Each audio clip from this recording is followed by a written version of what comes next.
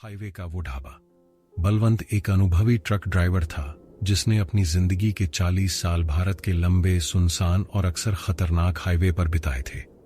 वह हर तरह के मौसम, हर तरह के रास्ते और हर तरह के लोगों का आदी था। उसका मानना था कि दुनिया में सबसे बड़ा डर इंसान की बनाई मुसीबतें हैं। भूत प्रेत सिर्फ मन का वहम होते हैं।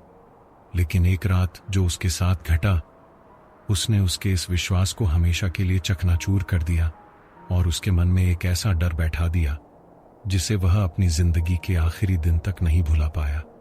यह बात लगभग 20-25 साल पुरानी है, जब हाईवे आज की तरह चौड़े और रोशनी से भरे नहीं होते थे। बलवंत पंजाब से माल का एक भारी ट्रक लाद कर दिल्ली की ओर जा रहा था। मानसून की रात थी और आसमान से मूसलाधार बारिश हो रही थी, जिससे सड़क पर कुछ फुट आगे देखना भी मुश्किल था। रात के करीब 1 बज चुका था और हाईवे पूरी तरह सुनसान था। दूर दूर तक किसी और गाड़ी की रोशनी नजर नहीं आ रही थी। उसे जोरों की भूख लगी थी और लगातार ड्राइविंग से उसकी आंखें नींद से भारी हो रही थीं। उसने फैसला किया कि वह अगले ढाबे पर रुककर कुछ खाएगा और 1 कप कड़क चाय पीकर अपनी नींद भगाएगा। कुछ किलोमीटर आगे जाने के बाद उसे सड़क किनारे एक छोटा सा पुराना ढाबा दिखाई दिया। उसकी एक पीली बत्ती बारिश और कोहरे के बीच टिमटिमा रही थी, जो उस घने अंधेरे में एक अजीब सा अस्वाभाविक न्योता दे रही थी। ढाबे का नाम एक पुराने लकड़ी के बोर्ड पर धुंधले अक्षरों में लिखा था। शेर-ए पंजाब बाहर सिर्फ एक और पुराना जंग लगा हुआ ट्रक खड़ा था और ढाबे में ज्यादा लोग नहीं दिख रहे थे। बलवंत ने अपना ट्रक पार्क किया और बारिश से बचता हुआ ढाबे के अंदर चला गया। अंदर का माहौल कुछ अजीब था। बाहर की बारिश और हवा के शोर के बावजूद अंदर एक अप्राकृतिक, कान फाड़ देने वाली खामोशी थी। कोने में एक पुराना रेडियो रखा था, लेकिन उसमें से संगीत की जगह सिर्फ एक अजीब सी तेज सरसराहट की आवाज आ रही थी। ढाबे का मालिक, एक लंबा मोटा सा सरदार, काउंटर के पीछे बैठा एक पुराने अखबार को घूर रहा था, लेकिन उसकी आंखें हिल नहीं रही थीं।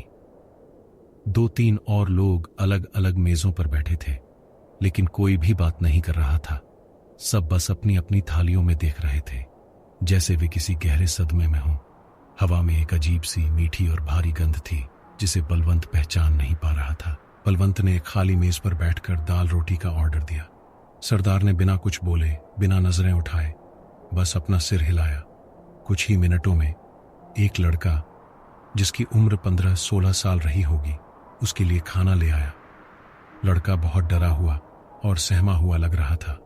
उसके हाथ कांप रहे थे और उसकी आंखों में एक अजीब सा अनकहा खौफ था, जैसे वह मदद की भीख मांग रहा हो। उसने खाना मेज पर रखा और बिना कुछ बोले, बिना नजरें मिलाए, तेजी से वापस किचन में चला गया। बलवंत ने खाना शुरू किया। दाल का स्वाद बहुत अजीब था, जैसा उसने अपनी जिंदगी में पहले कभी नहीं चखा था। उसमें कोई अनजाना तेज मसाला मिलाया गया था, जो जबान पर एक हल्की सी जलन छोड़ रहा था। लेकिन उसे भूख इतनी लगी थी कि उसने ज्यादा ध्यान नहीं दिया। जब वह अपनी तीसरी रोटी खा रहा था, तो उसे अपनी रोटी में कुछ सख्त सा, नुकीला सा महसूस हुआ। उसने सोचा कि शायद कोई कंकड़ होगा। जब उसने उसे बाहर निकाला और अपनी हथेली पर रखा, तो बारिश की उस ठंडी रात में भी उसके माथे पर पसीना आ गया। वह किसी इंसान का लंबा, पीला और गंदा नाखून था, जिसके सिरे पर सूखी हुई मैल जमी थी। उसका दिमाग सुन्न हो गया।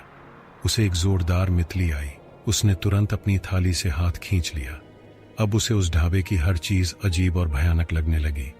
वह शांत बैठे लोग जो अब भी अपनी थालियों को घूर रहे थे, वह डरा हुआ लड़का जो किचन से बाहर नहीं आ रहा था, और वह सरदार जो अब भी बिना हिले डुले उस अखबार को देख रहा था। उसे एहसास हुआ कि वह किसी बहुत ही गलत जगह पर फंस गया है। उसने चुपचाप उठकर पैसे देने के लिए काउंटर की ओर कदम बढ़ाया। जैसे ही वह अपनी कुर्सी से उठा, ढाबे में बैठे बाकी सब लोगों ने, जो अब तक अपनी अपनी थालियों में देख रहे थे, एक साथ एक ही लय में अपना सिर उठाकर उसकी ओर देखा। उनकी आंखें पूरी तरह से काली थीं। उनमें कोई पुतलियां या आंखों का सफेद हिस्सा नहीं था, सिर्फ 2 गहरे खाली गड्ढे थे, और वे सब एक अजीब, भयावह और अमानवीय मुस्कान के साथ उसे घूर रहे थे। बलवंत का खून जम गया। उसका शरीर डर से बुरी तरह कांपने लगा। सरदार ने भी अब अखबार से नजरें हटाईं और उसकी ओर देखा। उसकी आंखें भी वैसी ही काली थीं। वह अपनी जगह से उठा और बलवंत ने देखा कि उसका शरीर सामान्य से कहीं ज्यादा लंबा था।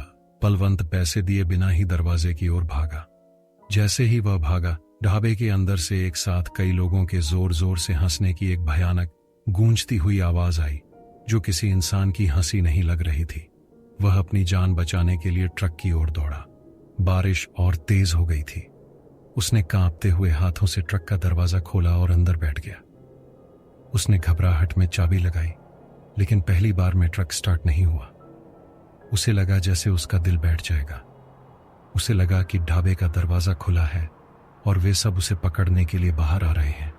उसने आंखें बंद करके एक बार फिर चाबी घुमाई और इस बार इंजन एक गड़गड़ाहट के साथ स्टार्ट हो गया। उसने बिना पीछे देखे ट्रक को भगा दिया। कुछ दूर जाने के बाद जब उसकी हिम्मत हुई तो उसने कांपते हुए रियर व्यू मिरर में पीछे देखा, लेकिन वहां कुछ नहीं था। वह ढाबा, वह पीली बत्ती और वह दूसरा ट्रक, सब कुछ अंधेरे और बारिश में ऐसे गायब हो चुका था जैसे वह कभी वहां था ही नहीं।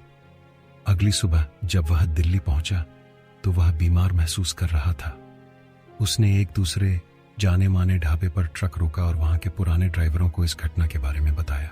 यह सुनकर एक बुजुर्ग अनुभवी ड्राइवर ने उसे बताया, सरदार, तुम बहुत खुशकिस्मत हो जो जिंदा बच गए। वह कोई ढाबा नहीं था।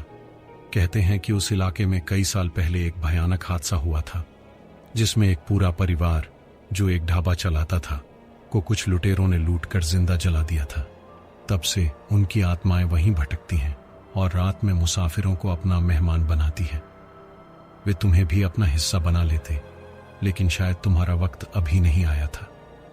उस दिन के बाद बलवंत ने कभी भी रात में किसी सुनसान ढाबे पर अपना ट्रक नहीं रोका।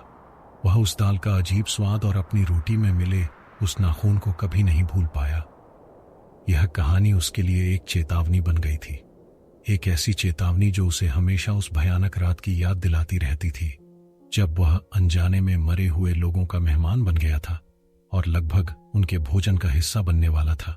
आपको यह कहानी कैसी लगी, हमें कमेंट्स में जरूर बताएं। अगली दहशत भरी दास्तान सुनने के लिए जुड़े रहिए अननोन हॉरर सीरीज के साथ।